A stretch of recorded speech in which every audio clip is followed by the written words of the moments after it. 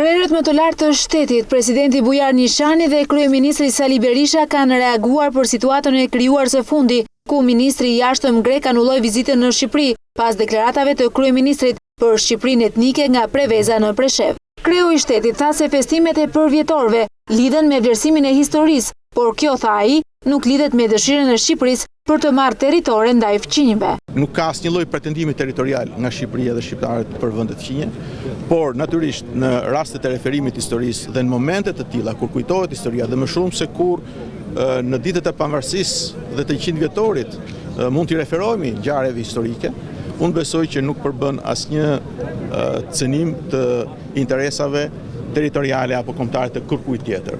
Shikimi ynë është nga e ardhmja dhe Shqipëria është më interesuar se kushdo tjetër që këtë ardhme ta ndërtojë së bashku me fqinjtë e saj. Nga ana tjetër, kryeministri Sali Berisha gjatë një konferencë për shtyp me homologun sloven e komentoi në këtë mënyrë mungesën e ministrit të jashtëm grek në festimet për 100 vjetorin e pavarësisë së Shqipërisë. Francezët kanë një përgjigje. Miq shkëlqejnë gjithnjë me mungesën e tyre.